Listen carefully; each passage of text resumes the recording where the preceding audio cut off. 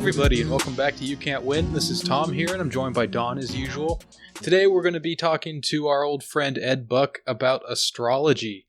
I'm not entirely sure why he wanted to talk to us about astrology, but he did, and he's got an open invitation here to the show, so that's what we're going to be talking about. So why don't you clue us in, Ed? What's going on with astrology? Sure. I think it's related to my first appearance on the pod where I was talking about like podcasts for women. A lot of media oriented at women is very self-help or wellness related.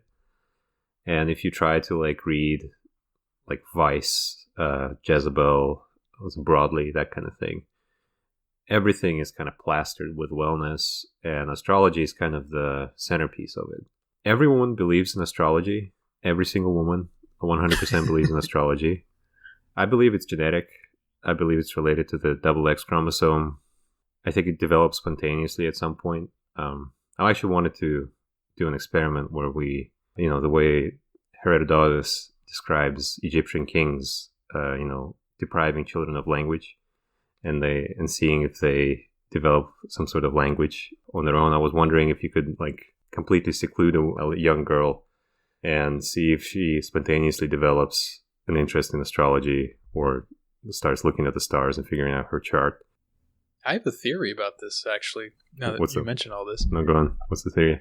Well, I wonder if, because they can't read, but they are, forced to be taught to read, they're forced to, quote-unquote, learn how to read in school and all that kind of stuff, that perhaps they kind of get confused about what reading is, and they start to look at the stars and stuff like that and think about that as a form of reading. And so astrology is some sort of like crossed wires there with like the reading and the physical inability to actually read. Yeah, it's like a primitive man, like looking to the stars to explain, the bad things that happen to him. Right, like they're taught, like you look at these symbols in this order and it has some kind of meaning to it, and then they start to notice that in places where it's not really intended. Yeah. So we're off the rails already. Well, my other idea was to lobotomize a woman and see if she still has an interest in astrology. I don't think that's legal anymore. I don't know. Well, yeah, it's legal in some places. Maybe like Bahrain or something. Let's not take it off the table. Just because it's not politically correct. No brain, Bahrain. That's what they call it. That's right. Well, it is true. Every woman believes in astrology. So that's premise one. The level of commitment to the belief in astrology is like 100%. The kind of faith that average woman has in astrology is like the faith that Abraham had when God told him to cast out his firstborn son, Ishmael, into the desert. Or when God told him to offer up his second-born son as a burnt offering. That's the kind of commitment that women have to astrology, even if they refuse, if they're crypto-astrologers, and they say that, oh no, I'm rational. It's false. They 100% buy all of it. It's both like breadth and depth of it, so like every part of astrology and also every like technique into it. And what's interesting about it, I think, is that now it's very, very widespread. And by that I mean that men gave up. Is that the only check on astrology spreading was men going, nah, that's not true. This makes no sense. But we kind of stopped doing that. And now I think it's everywhere. I think at the end of 2020, there was a big astrological confluence, or like two planets came into close proximity to each other on a observable sky. It's Jupiter and Saturn. It's called the Great Conjunction. And LeBron James tweeted about it. And then like Google Doodle was like celebrating the Great Conjunction. And I think now astrology is probably more popular than it's ever been. There's not a lot of hard data on this, but there are these humongous apps. One is called CoStar, another is called Pattern. And all they do is they produce these little kind of horoscopes and little kind of charts, and then they produce little advice for every day and for like long-term goals. And every other person in the United States has that app on their phone. But if you don't kind of tune into this, you're basically kind of locked out. It's like a parallel universe. And if you just, I don't know, if you're like me, you have no idea. Like, you just don't understand that there's this other thing that's been developing for probably a decade now and has taken over America. Much like something else that has taken over America. I think there's an image of rationality as being kind of dominant or hegemonic. Like, we have this light of reason, and everyone more or less kind of agrees on the same premises of like, yeah, we should be reasonable, understand each other. We should, produce kind of coherent statements and reduce everything to things that make sense. And that image is just plain wrong. Like, that's just not how things are. Instead, I think everyone has a tiny little reserve of rationality. Like, you have a small little place for you where you kind of know how things work, and you kind of try to build something there, build a house there, basically. Whilst you are like in the middle of a demolition derby, or like, if you know, if you know the video game Twisted Metal, you are in the middle of the Twisted Metal like arena, and there are like millions of people just kind of going off of each other and shooting rockets and killing each other, and you're just trying to like make ends meet or something, whilst like there's this giant ballet of irrationality just constantly going on. Yeah, you're playing Stardew Valley and they're playing Twisted Metal. That's right. You are like a Minecraft. I don't know, like you're building your own little settlement, and people around you are just off their wheels. And I think it's kind of related. Yeah. I don't want to be like, hey, here's a current thing, but there was a thing that happened recently, which is that they took over the Capitol, and a lot of those people, I think, are you would call like normal Americans. Like, they are, obviously sociologically, you could probably find like, well, maybe they are of a certain background, or maybe they are like kind of extreme in some way. But an average like person in the world believes some wild shit. It's completely like, if you try to apply reason and coherence and try to be like, well, does this really make sense? Does it really make sense that Joe Biden is a satanic pedophile that stole the 2020 election? Yeah. Yeah, I mean, like, that one's actually rational, but sure. Stop. You're just testing us, yeah. If you're a patriot listening to this, oh no. January 17th, Twitter HQ, activate. Patriots, Patriots in control. Anyway, what I was saying is, like, people believe these really strange things, and an average person, I think, actually is, or like a working class person, a person of a demographic that people think is like in control or kind of is important, believes strange, odd things that you can't really control from a place of like, well, is this rational? It's just out of control. It's just within their view, and they kind of open themselves up to it. And you are just kind of standing outside. And my 2 points. Oh, go ahead. Though. No. Oh, I was just going to say that.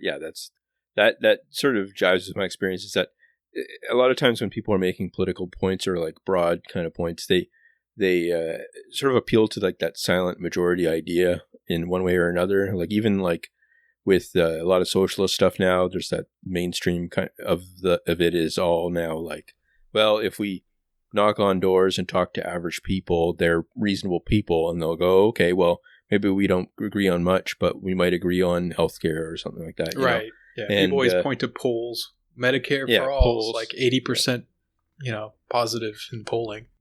But I do think that there's that giant like reserve of irrationality that, I don't know. I've always found it nerve-wracking in a lot of ways, because I always feel like just talking to average people here and there, it's like they're one step away from saying something completely off the wall and me being like, can't trust this person now or something, So, yeah.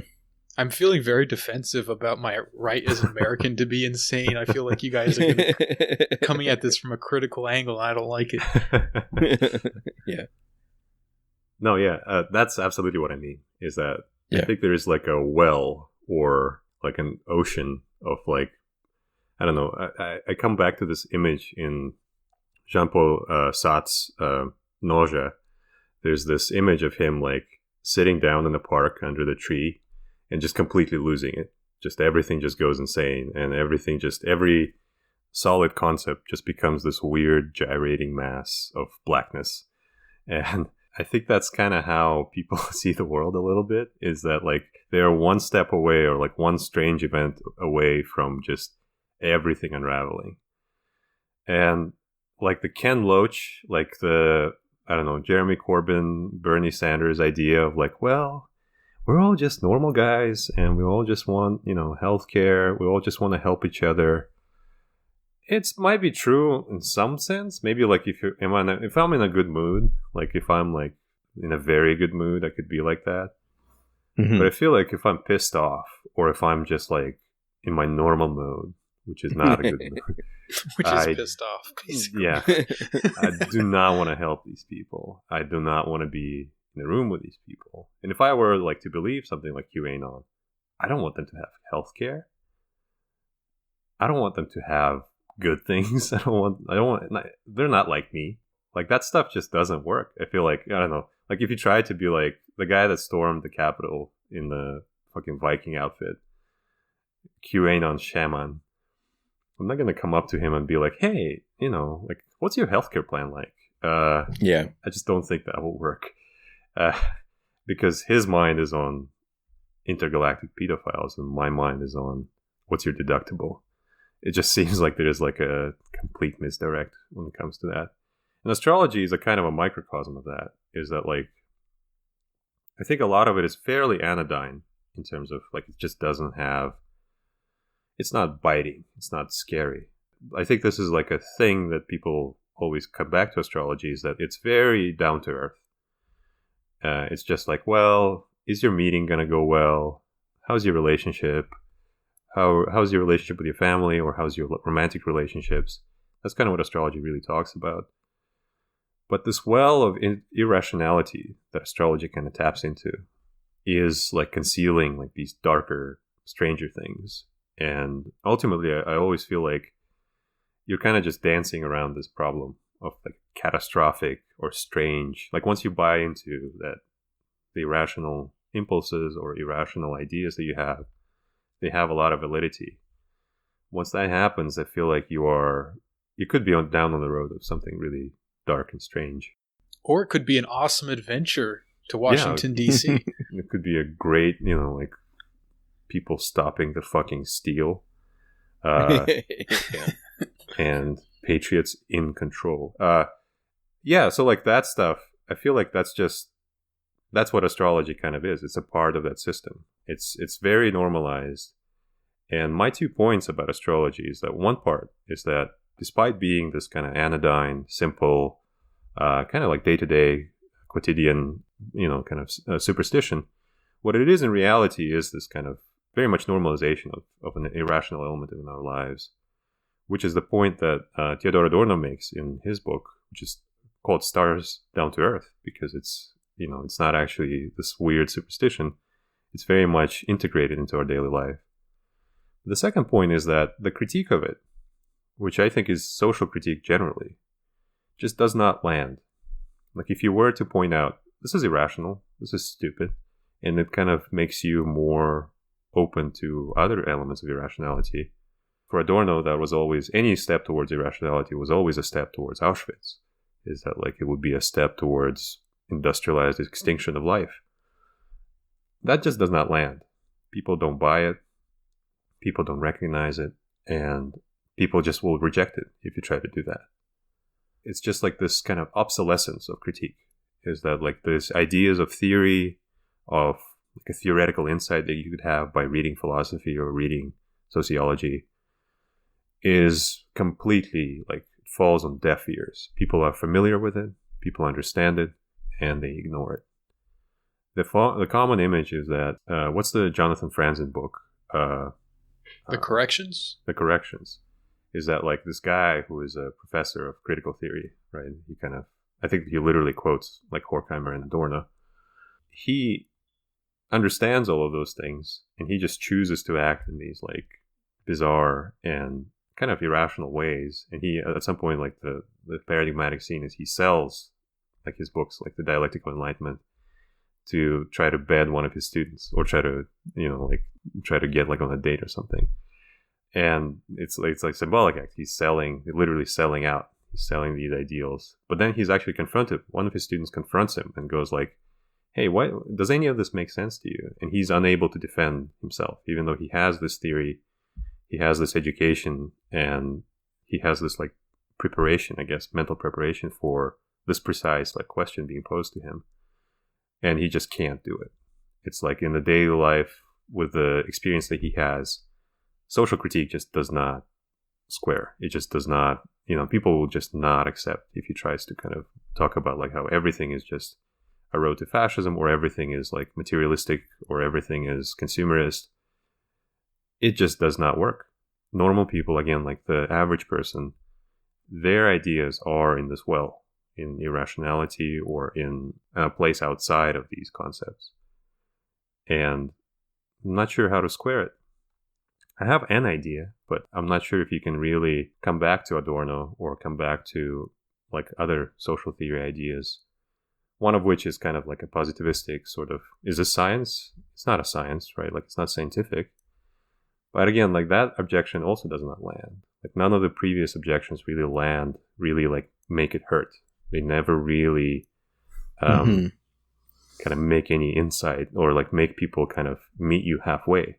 They will just flat reject it. They will not accept it. They will think, they will remain in the well. I'm not sure what you guys think is the solution to this. But I found it like a big blockage. Like if you try to tell someone, hey, this astrology stuff, it's a little weird, it's a little odd. What do you think? And they'll be like, nah, this is kind of what I am. What do you guys think? Yeah, I guess for me, like when I was more like, atheist and stuff, all this kind of stuff, like all religion, Scientology, astrology, superstition, anything, was all basically one type of irrationality that sort of like globbed together. It's funny because even you said that irrationality doesn't really heed like the more rational / philosophical or theological thought kind of thing.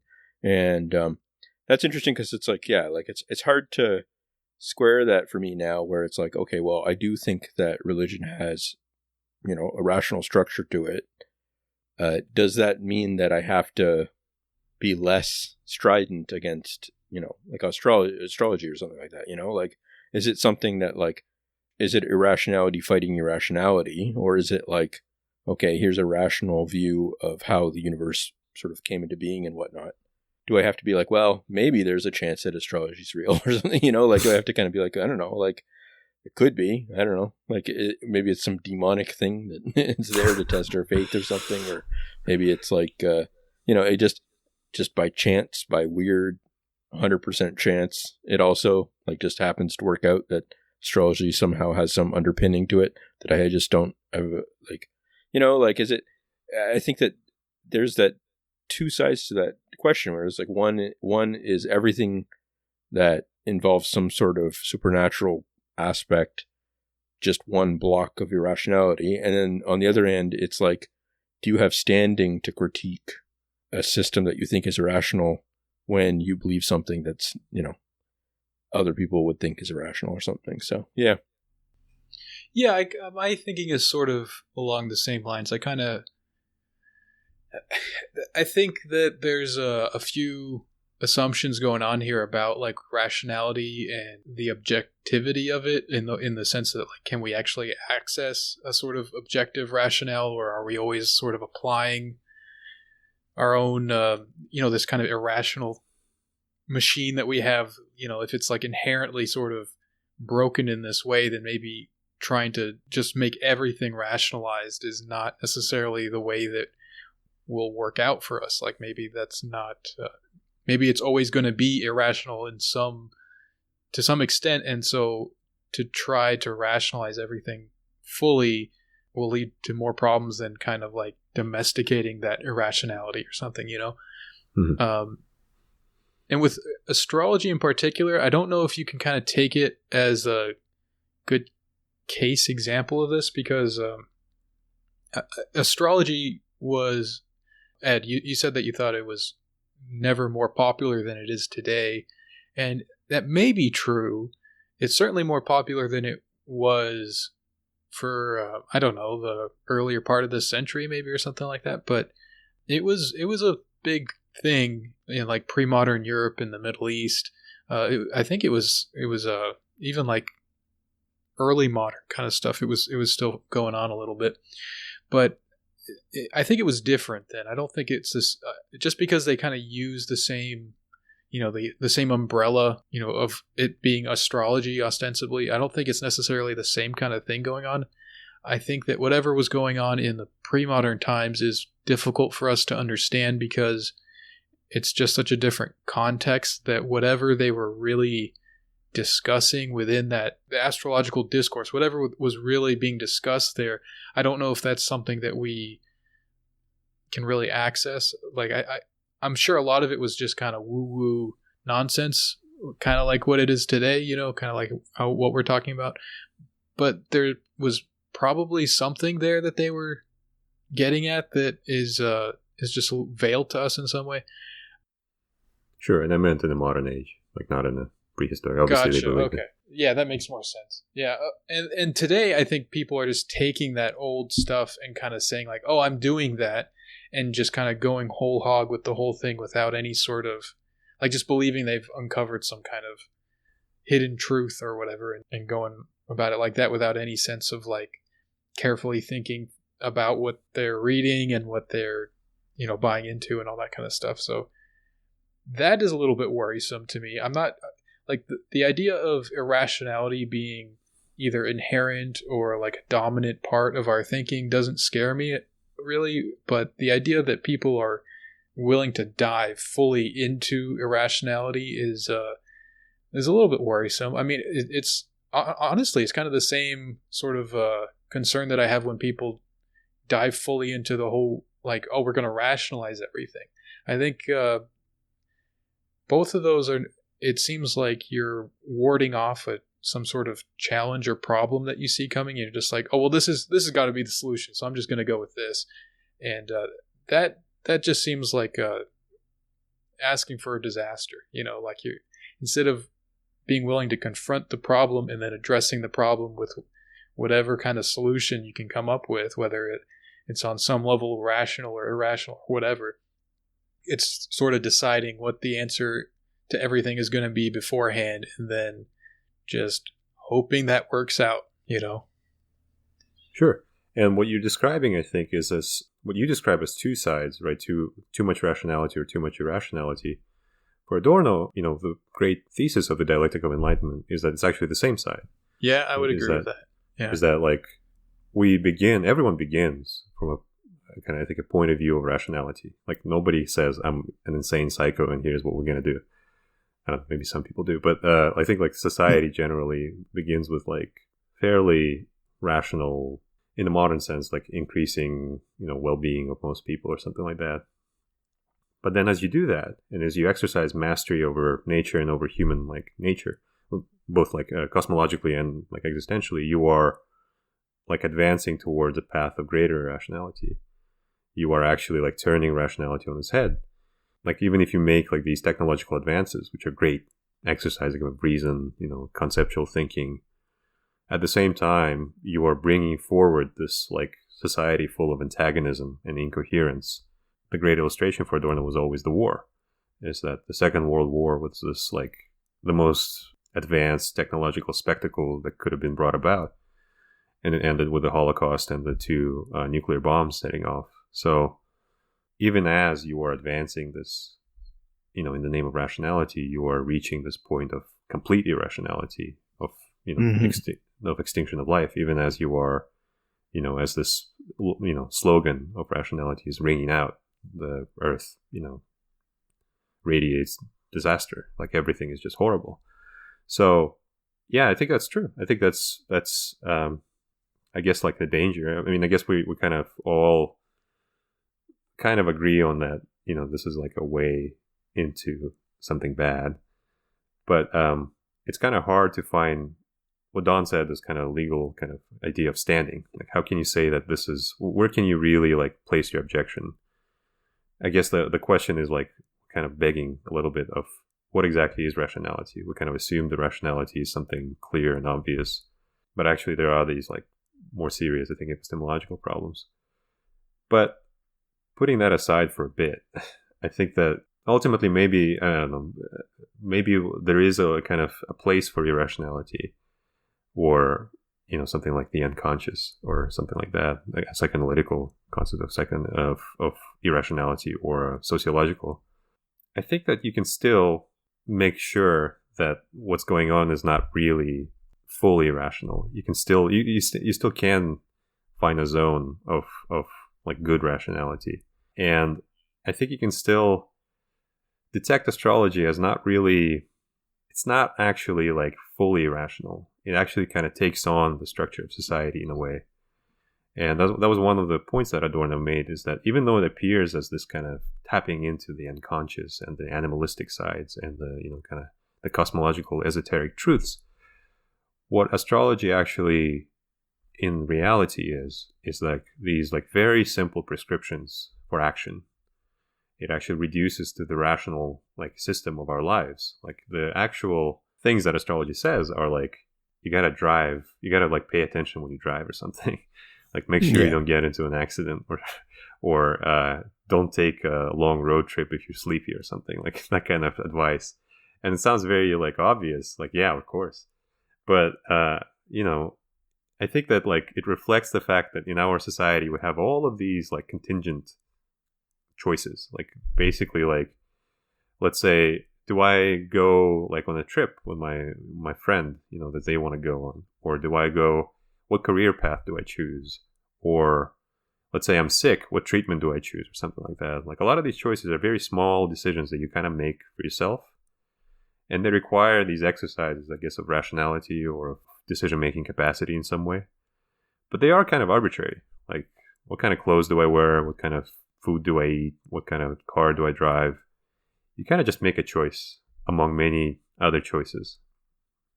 And astrology allows you to kind of make that choice with a reason. Like it gives you like, oh, okay, you drive a big car because you are kind of an individual that likes big things, like that likes extravagance because you're a Leo and you like to announce yourself. So you buy a truck. It doesn't actually like matter if you buy a truck or buy an SUV, maybe like environmentally, whatever. But, you know, like it's just like a reason to do that kind of thing. It's like marketing. It lets you make a choice without actually having a choice. You have like this illusory choice, a fake choice of, you know, like different brands or different things to do. And this again like taps into another idea that Adorno had of this like fake freedom that society creates for us, this consumerist kind of paradise where you can make all kinds of choices.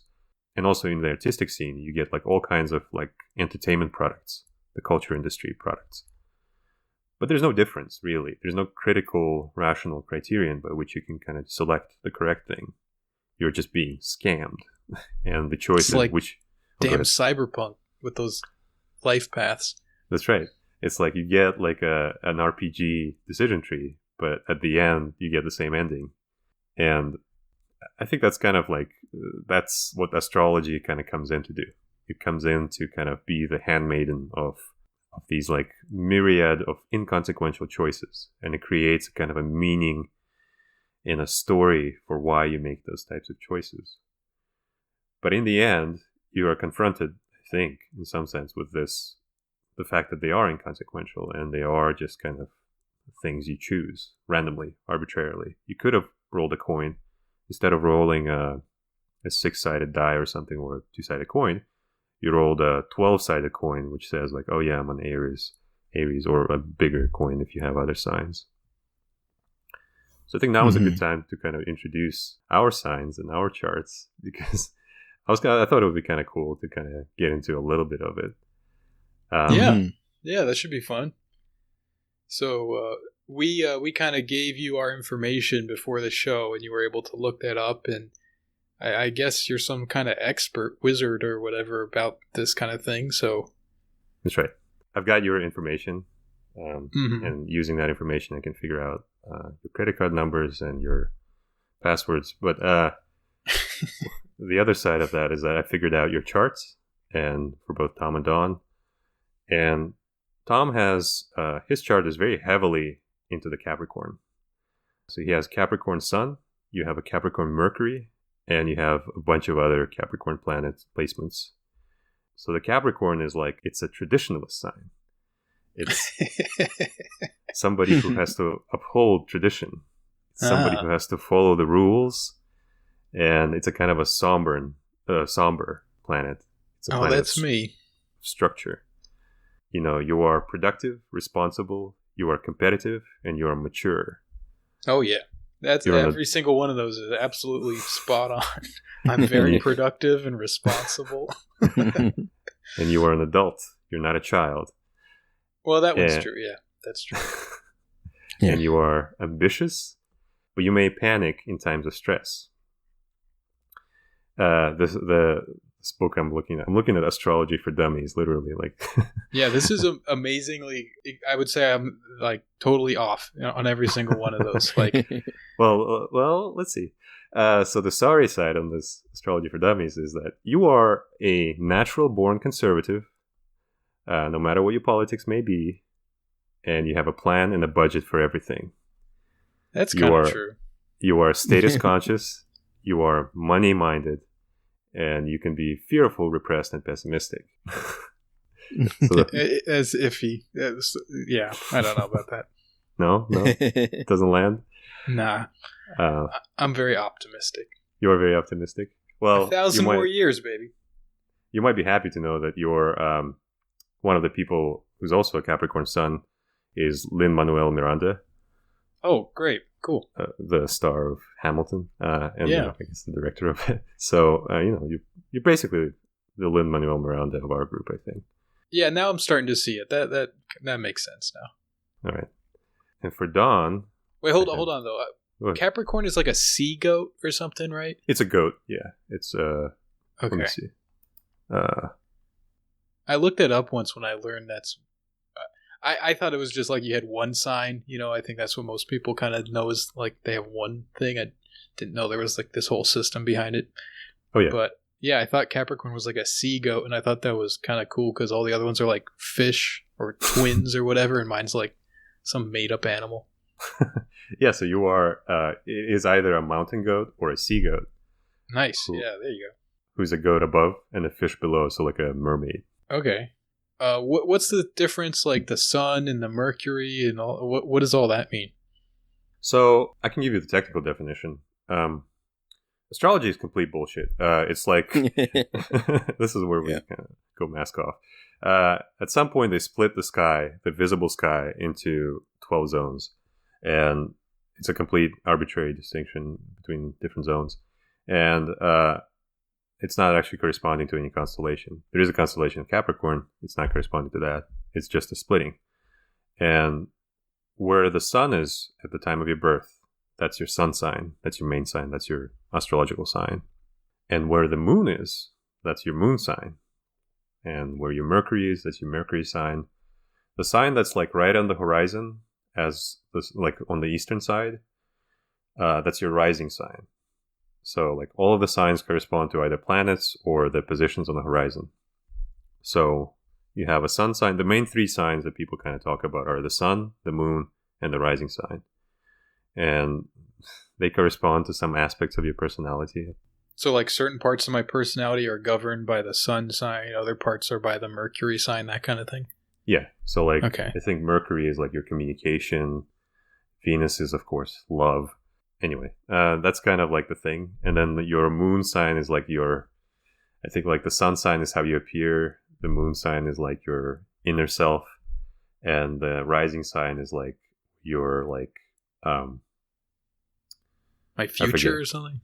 I forget what it is actually. I think it's like, in some way corresponds to like the ego, the super ego and the id. It's like one of them is who you want to be. One of them is who you actually are. And one of them is who you appear to others. And I have to say that at these points when they explain this on the podcast, I kind of tune out. But for you guys, it's very simple because you are very stacked in a single sign. So your moon, your Mercury is the same, Capricorn. your rising is also Capricorn. So you actually are just the goat. You're just the conservative.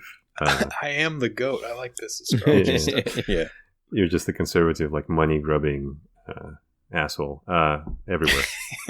And it's a good point to actually kind of. There's like a meme, I guess, or like a kind of figure of speech of like, oh yeah, the main thing is that like the mainstream astrology is only focused on the sun signs. That's a big thing. If you search it on Twitter, that's always a thing. If you search on Twitter, sun sign astrology. But the thing is that like these other things, these other like signs and these other like additional like aspects of your personality, they just make it like less precise to me. It just makes it like, oh, you rolled 12 dice instead of one die. Yeah. And it just, I don't know, it just makes it more ridiculous. But it kind of corresponds to like, okay, I have to make all these other choices. Like, because I clearly am not conservative, or I clearly am not like I'm not just a description that someone wrote.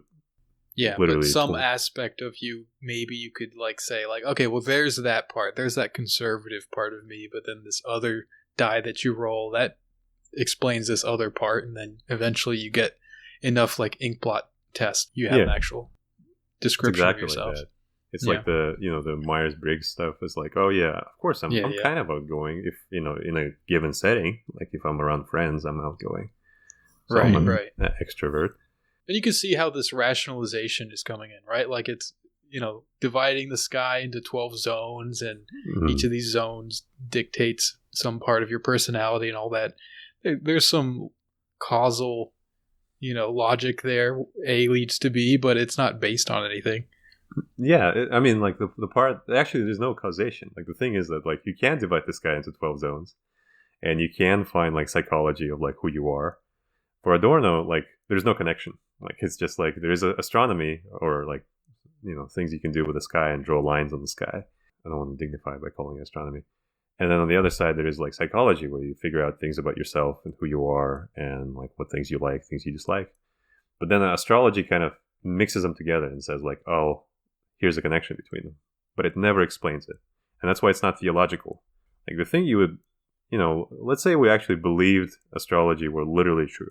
Like literally the configuration of the sky determined the fates of billions of people until the end of the universe, presumably. That's a fascinating universe to live in. But the first question you have is why? Why did that happen? And I think like a lot of theology is like, well, why did this happen? Or like, why? What exactly is the mechanism, or what exactly is the kind of connection to me, both cosmologically and also existentially? Like, what does it mean for me as a moral agent in the universe? Like, if we recognize the fact of incarnation of God in Christ, that has a humongous consequence for me as a moral agent, because, I have a possibility of salvation in the afterlife. The fact that Saturn makes you more like pragmatic or whatever, you have no like explanation or no consequence for you. It's just like, yeah, you got to be more careful with your money or something. Yeah. There's just no why, or there's no like this would be like brain melting if it were actually true. Like that fucking star from 1,000 years ago, where it was because like the years you get, or the light that you get in your visible sky is actually from years ago. That's determined your life forever. That's humongous. Mm-hmm. Right. Like because you're not a moral agent anymore, because it's been determined by this other thing.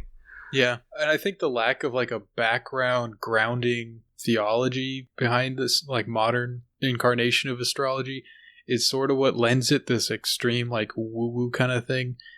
I think like in a pre-modern context where people are coming from some religious background, they have like a pretty strong theological worldview, like some sense of like God created this. There's like some sort of narrative there. You can look at something like astrology and just view that as this like auxiliary thing where whatever you see in the stars, it's not like the stars are doing it necessarily. It's more like for whatever reason, you can see God's will being enacted by the fact that, oh, well, these seem to line up and that's the way God did it. It's not like, it's not a grounding force, and because it's so flimsy, it's fine when it's not that.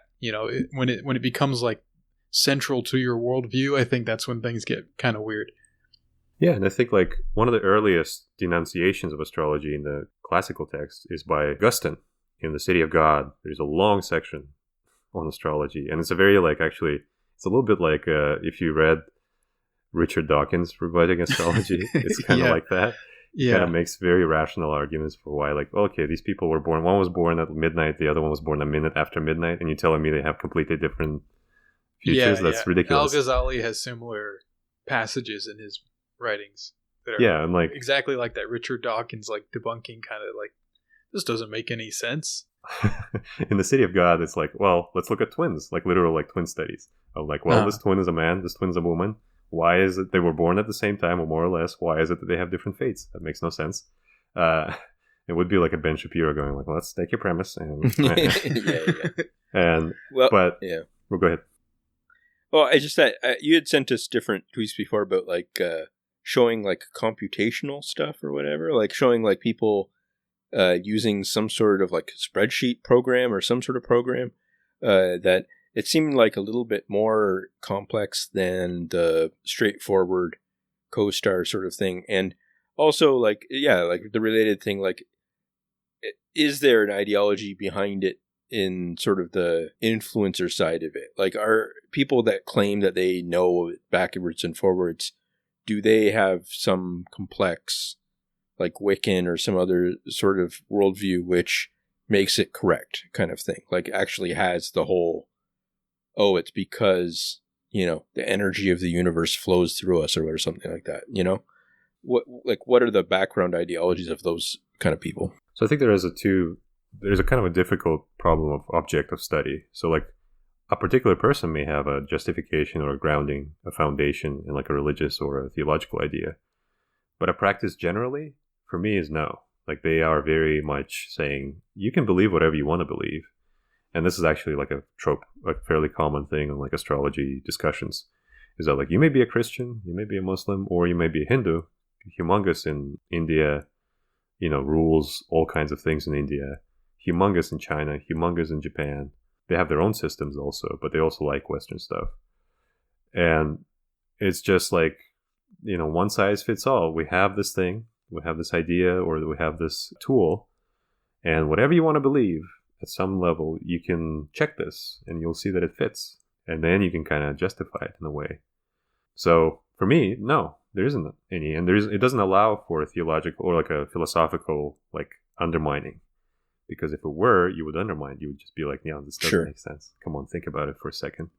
So that's my answer.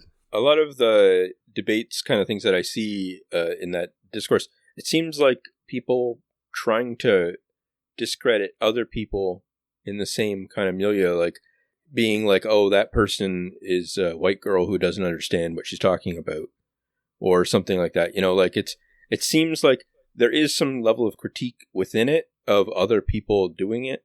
And then the thing that interests me is that also that, trying to add complexity or new styles of being able to do it as if it makes it more sophisticated and accurate, stuff like that too. Like that both of them seem kind of bizarre to me. I mean, part of it seems like bound up with like identity politics sort of stuff, like where it's like, well, both the number one, which is, we opened pretty hard on the whole that this is a lady problem or something, but like, and then beyond that, we, it gets, sometimes it seems like into racial kind of stuff, like white women are profiting off some traditional practice or something, Right. Black girl magic kind of thing. Yeah. And I don't know, like that feels strange because it's like, it seems like a way of insulating it from critique, almost like by attacking first or something like that, being like, white people just don't understand astrology, or like men don't understand astrology because of some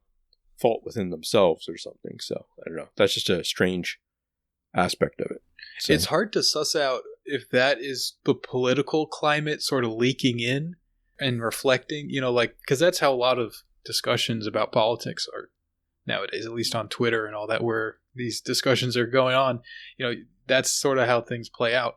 And it's hard to kind of figure out how much of this is like inherent to astrology or whatever's going on with astrology today, and how much of it is just like the fact that it's the time that we live in and that's what people are going crazy about. The age of Trump. Yeah. Age of Trump.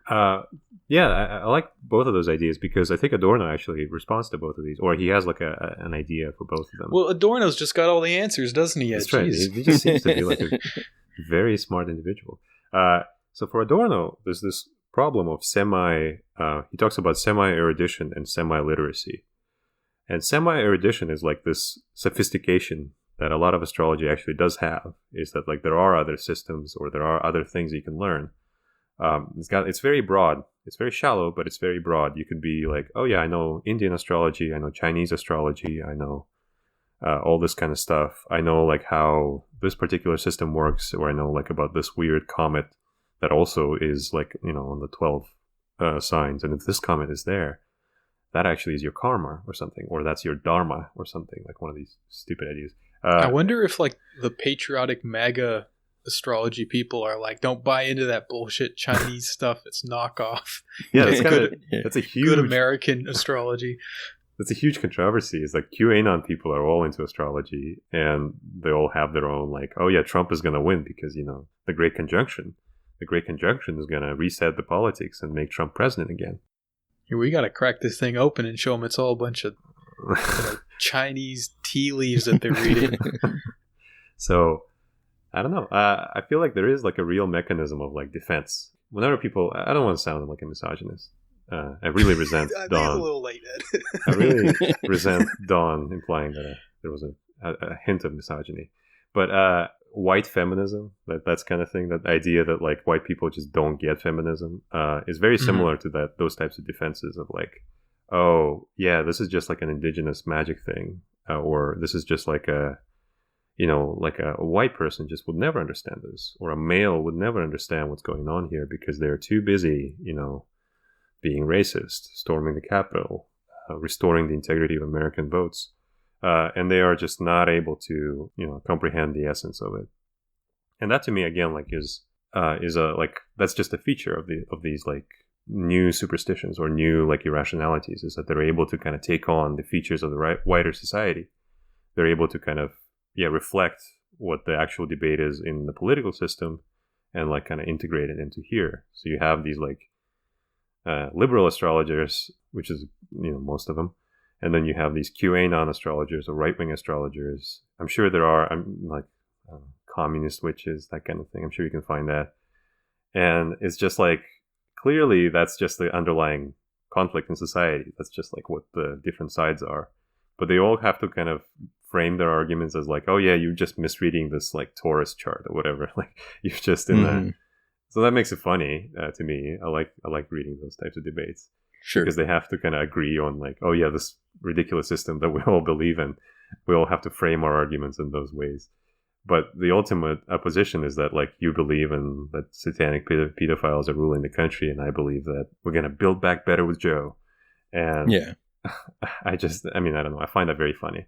But it is like, that's the social practice. That's like the field of struggle. I don't know, the Althusserian term. Okay, so how about we move on to mine. Let's do Dawn. Yeah, I want to hear Dawn's thing. So Dawn is extremely stacked in Taurus. Dawn's sun is Taurus, Dawn's moon is Taurus, Dawn's Mercury is Taurus, Dawn's Venus is Taurus, and Dawn's Mars is Taurus, and his rising is Pisces. So your sun is Taurus, which is the quote at the beginning of the section is from Harry Truman, the man that dropped the 2 nuclear bombs on Japan. And allegedly. Allegedly. The Tokyo lies never stop. In good times and in bad, you are steadfast, dependable, and willing to accept responsibility. No. No, I don't think so. But no, let's move on. Let's keep going.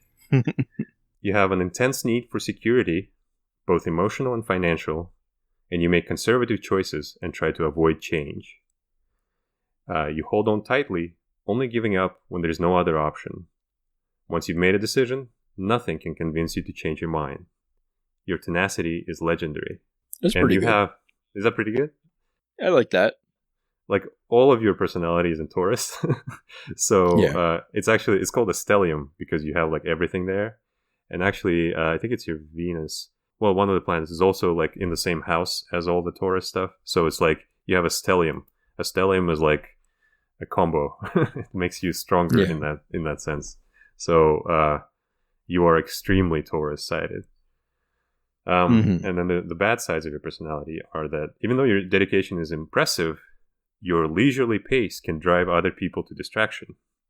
You start slowly and you refuse to be rushed. You can be stodgy and you can easily fall into a rut. Plus, you're stubborn.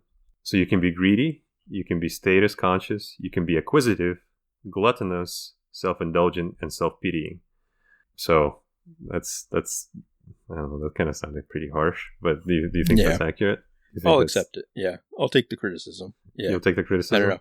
I think that like the stubborn one is hard to, I think that's a good one for like astrology because you can't really be again like non-stubborn, I think maybe, you know, like it's one of those things where like you hear it, you don't go, oh, I'm not stubborn, you know, like I don't know, maybe it's not like, it's like one of those things. I feel like that's what the sort of markers they use a lot of the time are ones that you either have or don't care that you don't have or something, you know what I mean? Yeah. It's like it's like you either buy into it or you're like, maybe not that one. But it's not like, you know, you will make this decision in this way for sure or something, and then you don't or something, you know? So or it's something that's really relative and you can it scales really well, right? Like there's different, like someone can feel that you are stubborn about a certain thing, and then when you read this astrology thing, it says, yeah, you're stubborn. You're like, yeah, I am. I never back down when it comes to picking my favorite spoon for breakfast, you know, that kind of thing. It's not really a defining feature of your personality, but you see that and you're like, oh yeah, that's me for sure. Yeah, it's like if you throw a bunch of darts and there are 12 targets, it's not actually a dart ring, it's literally 12 things. You'll hit something. Some of it is true. And like I'm stubborn when it comes to my spoon or something, or I'm stubborn when it comes to my politics. I can be stubborn in a setting, or, you know, like it's just not, it's never like, oh yeah, you are a left-handed person who's a vegetarian. Like it's never anything falsifiable. Yeah. Because otherwise everyone would just be like, no, I'm not. And let's believe in something else. You'll be happy to know that one of your like sun sign brothers is George Clooney. So it's basically, again, like I see you as a George Clooney of our group. Sure. And other people, Stevie Wonder, Cate Blanchett, Salvador Dali, and Dev Patel. So. Oh, good. Yeah. That's good company. He was in Slumdog Millionaire, right? Yeah. I think that's the star. Yeah. So maybe that'll be my nickname from now on, Slumdog Millionaire. I'm so stupid.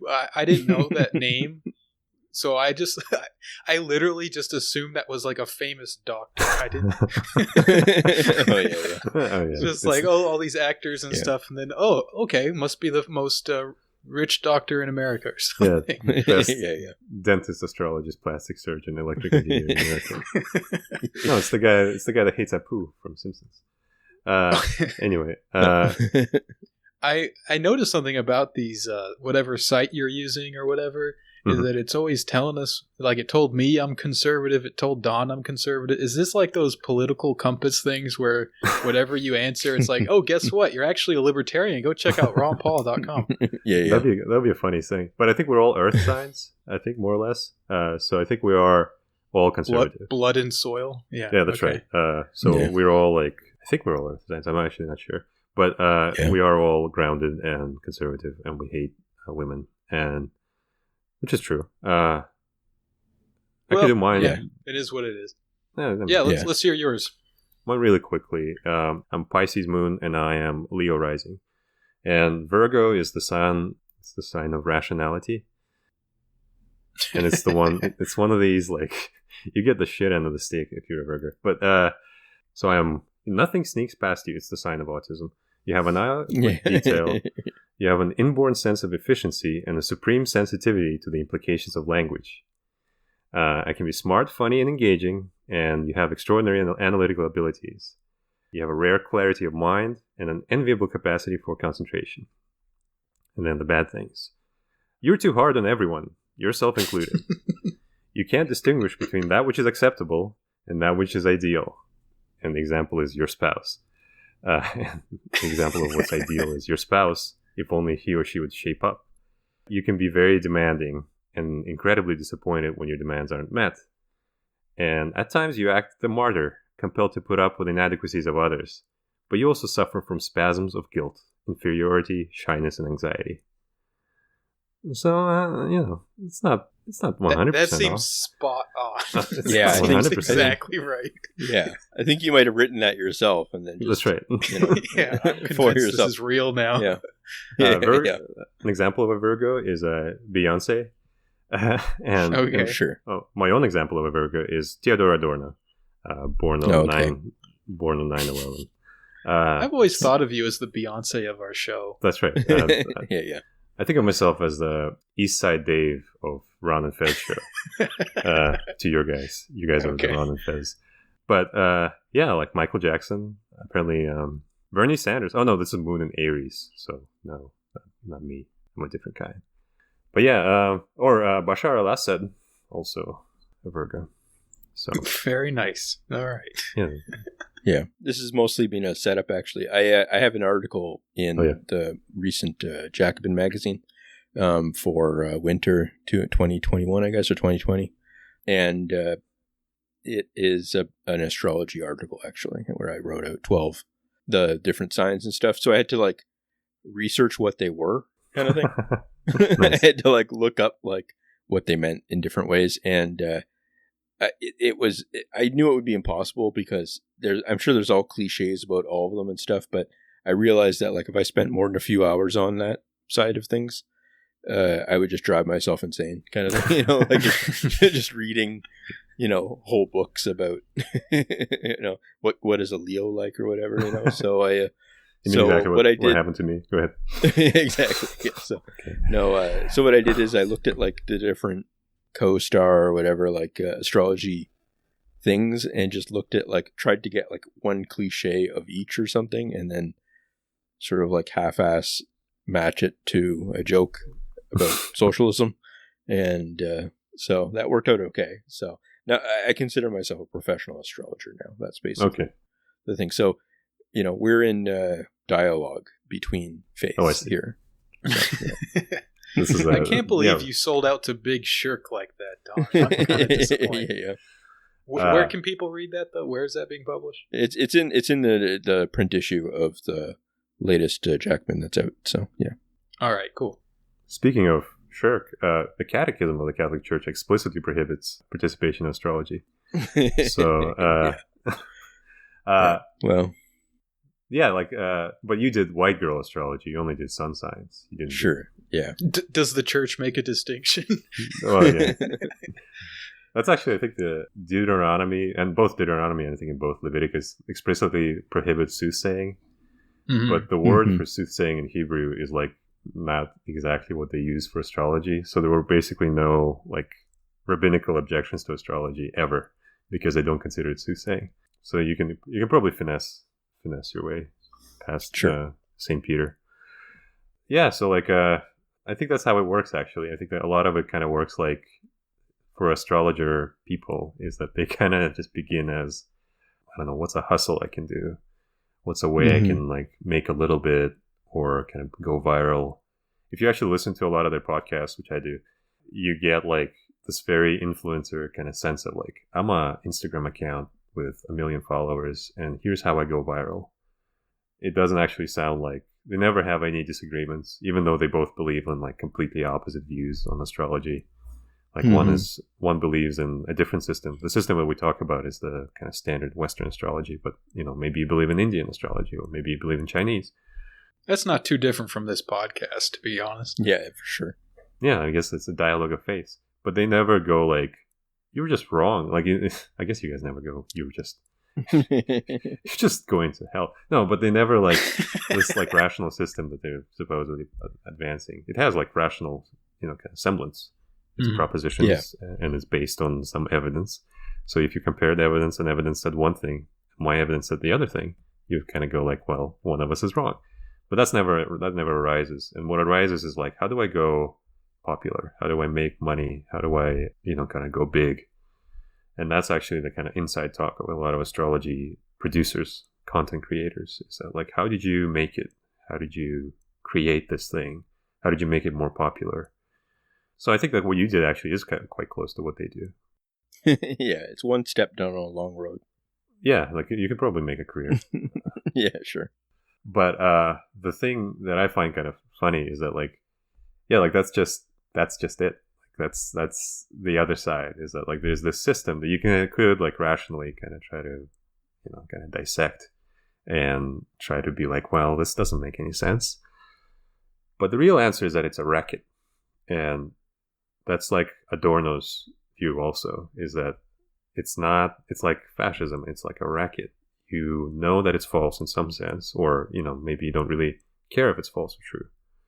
What you care about is how to scam people, how to get people to believe in you, how to get people to buy your thing, how to get people to reject other things, and how to get people to kind of more and more involved, as opposed to like any sort of criterion of rationality. I can appeal to your, DSA, I don't know, democratic, whatever they believe in. I can appeal to that, if I put it in the language that you understand, and then I get you into this well. And from that point on, you're mine. And I think that's actually how it works always, is that a lot of people are confused and confronted with these meaningless choices and aren't happy. And here's a thing that I can give you that introduces a semblance of agency to your life. And that's the real problem to me. Like, that's the real reason why these critiques don't work, is that you're not confronting the situation of people. You're not actually saying to them, what you're doing is not just like irrational or unscientific or unmaterialistic or whatever. You are stuck in this, I don't know, warm existence where like you are just confronted with nothing, and you have no way out except to trust some scammer. Mm-hmm. And your only solution is to believe this stupid thing on your phone. And that's terrible. That's a terrible thing to be in. And that actually hurts. That if you told that to people, that would actually hurt, I think. Well, maybe not for me, but if you're like a person that they respect, they would be like, no, that's bad. But telling to them, oh yeah, this is not scientifically materialistic. Adorno said that this is culture industry. They will not get it because it doesn't hurt them. It's like, I think Sam Hyde has a video from a while ago where he kind of says, you can't just call someone a hipster. People don't get that that's an insult. You're not insulting them. What you have to do, like on Twitter, you have to find out if their relative died recently, or find out where they live and send a threatening mail to that post address. And that's the way you hurt people. You actually get them scared, or you get them kind of annoyed with their life in some way. You can't hurt people by just saying, oh, this thing from 50 years ago, this stupid book that I read, that's actually why you're wrong. That doesn't land. These systems of irrationality, if we believe in some sense that they are an opium or something, or like a substitute for something, you have to offer an alternative that hurts them, like that makes them kind of actually afraid of what they're doing, or like unhappy with what they're doing, as opposed to kind of just not meeting them at all. Sure. Yeah. Wait, so what are we supposed? We're supposed to send death threats to people's family? What are we doing? All I'll say is that January 17th, Patriots awaken. But no, like I don't know. Like I don't actually know like how to do this generally. Like I don't know how to like make people afraid or make people unhappy with what they're doing generally. But like if you were, that would be like the thinking, is that like you try to find what actually makes them, what actually would make them kind of change their minds. Like what actually would make them kind of confront this on the level of like, this is a bad thing that I'm in, as opposed to. Is it that bad though? Like we were saying at the beginning of this, that you kind of believe that the idea that most people are largely rational is untrue, and that it's really, we have a small reserve of rationality, and that most of what we think is, in the realm of kind of irrational kind of stuff. And I mean, this seems fairly benign. Sure. If we're kind of just like doomed to be irrational in large parts of our thinking, then some people are going to buy into this, so whatever. Sure. For me, what I'm proposing is like that's how you would do it if you wanted to. If you had like a positive program for, let's say, a rationally ordered society, which is what like a lot of That's what Antifa wants to do. Yeah, like that's what Joe Biden wants to do. But like if you actually had some sort of an idea of like, well, maybe we shouldn't have this much irrationality, or we shouldn't have this type of irrationality that plays very much into essentially like a consumerist or a kind of meaningless rut existence. If you had some sort of positive program, this is how you would change the minds of people. You'd actually try to find what makes them unhappy and try to equate what they're doing with what makes them unhappy. If you wanted to break, like, let's say you guys talked about productivity or like being kind of stuck in like these destructive sequences in life, right? Like not being able to do stuff. The way you would actually like get people to like become more productive or more kind of self-improve a little bit, you'd be like, this kind of sucks, and you have to confront it. You have to actually like step up. Well, yeah, I guess so. I think this is what hell is for. This is why God tells us about hell. It's like, hey guys, this leads you to a bad place. Yeah. Well, I do think that there is a place, in some sense, at least on before we go to hell, or at least before we go to hell, in a nuclear explosion fairly soon. I think we should be able to kind of fix at least some of the problems while we're alive. And this is how you do it. You try to like actually find out what people find miserable about their lives and how this little bit of irrationality just kind of puts you back in that place. Yeah, that makes sense to me. I think that's the whole idea of this world, right? Is like, it's not quite right. You don't quite feel at home. It's not a good permanent residence for us. So you're preparing for the real thing.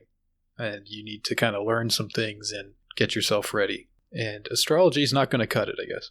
Spoken like a true Capricorn. Order, traditional, conservative. Let's not get ahead of ourselves. All right, fair enough. So that's kind of what I have. So yeah, that was pretty good. I think we can move on to questions at this point. Sure. All right, so that was a fun little chat about astrology. Let's move on to the questions from the listeners. So this one says, not sure if this has been asked or answered before, but this question is for Don. What are your thoughts on liberation theology? Do you agree with Pope Benedict the 16th's view that it effectively omits the idea of God and that it changes the figure of Christ fundamentally? I know you've talked about liberation theology a bit before, but I thought it seems like a kind of common thing that people ask about, so maybe a short little response to that. Yeah. I just I think that I haven't read much about it other than, we just did a show about Dorothy Day and stuff, but so I've read a little bit about it, but I guess I feel like with any religion, you kind of have to wrap your mind around the basics of it, at least within the orthodoxy of, whether or not you agree with it, but just, it feels more respectful and like more, I don't know, it just seems more like sincere to kind of not just try to clone paste the existing politics that you have. Yeah. Just assume that it's going to transfer over. There's a lot of people I know that, are deep into the liberation theology kind of stuff that I agree with a lot with, and I think are cool people and stuff. But like, I don't know. I just think that like the political, you might be like forced for some reason to actually perform politics in that way, like a radical left way, by your, the premises that come from like religion might, push you in that direction. And I think that's fine. And I think that it to me, it's probably true that something like that is correct. But like, it seems like the more like supernatural or like moral overarching elements are much more profound than, putting a cross and hammer and sickle in your bio or something kind of thing. Like, it seems like almost trivializing to some extent if you lean into it a lot, and it just becomes basically a different type of like flag in the bio kind of guy. You know what I mean? Like, I just yeah. That's why I don't do that, I guess, and why I am kind of careful about it, because yeah, I mean, and the other thing is that like liberation theology can mean a lot of different things. and that's one thing I kind of avoid too, is because, there were people that like a lot of the priests and stuff that were involved in these things, they went different directions with it. They were like, well, okay, if you want to become, if you actually want to live the gospel, what you have to do is become a guerrilla fighter and, fight for socialism in the hills or whatever kind of thing. Right? Like Jesus did. Yeah, but that is like a real tradition. Like, it's not like, but to me, it's like, that seems a bit different than saying like, oh, I think that socialism is good and abstract, so I'll call myself that. Like going the extra mile there is pretty, that is a pretty extra mile. I don't know. Like it's along that lines too. Like, priests would also do things like get involved in politics, like run directly for office and stuff. And I don't really like that. I don't think I wouldn't want a bunch of priests in the United States to run for Congress or something on like a pro-Trump platform or pro-Biden or whatever. It just doesn't seem, I don't know, just seems like it gets you into a lot of messes that they're already not good at getting themselves into messes kind of thing, out of messes. So like, it's like maybe not like, let's not like multiply the problems here. So it's stuff like that. Like there are a lot of premises that people don't really talk about as much, but were big parts of the traditional like 60s, 70s kind of movements and stuff. So, yeah.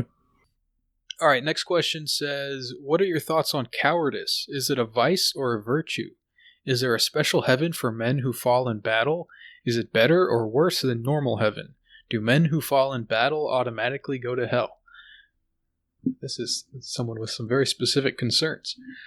I hope we got to them before they, fall in battle in the Capitol. Yeah. Well, this was sent 28 days ago, so. Yeah. Oh, it could have been Ashley Babbitt. Yeah. As someone with an anxiety disorder, I guess I'll have to say that I hope that personal cowardice at moments doesn't keep me out of Valhalla, but I don't know. We'll see. I've never really been able to sympathize with this kind of martial valor kind of stuff. I don't know. Not really a big part of my experience. Not really a big part of like, I don't know. I feel like a lot of the times it's cover for something worse. But maybe if it's sincere, then it will give you a ticket too. I think that maybe like, if you do have some strange martial belief system or whatever, then maybe like you will get the special heaven, like Klingon heaven. Pins medals on you all the time and stuff. I don't know. Everyone's walking around the clouds with like North Korean general style, tons of medals and stuff, saluting each other. It's the final scene of Star Wars over and over again. It's just, the angels are playing war drums. Yeah, and the medals are like, there's like, it's like fractal or whatever. Like if you actually look in on the medals, there's like billions of medals on their chest, and one of them is like on October 25th you remembered to take your medication before you went to bed or whatever and stuff like that. It's just like it's like every moment of your life that you were brave gets a medal. So little gold stars for every good deed. Sure. Yeah, I don't know. I don't have any specific ideas about cowardice. I think it's not good to be a coward, I guess. I mean, I suppose you can't really say that cowardice is ever a virtue. That's an odd question to me because it sort of is like baked into the word that it's like a negative thing. So, I don't know. Ed, you got any thoughts on this one? Nope, still an atheist. Okay. No position. All right. Okay, how about this one, guys? What should be the new name of the Cleveland baseball team? So Cleveland's in Ohio, and so is Leslie Wexner.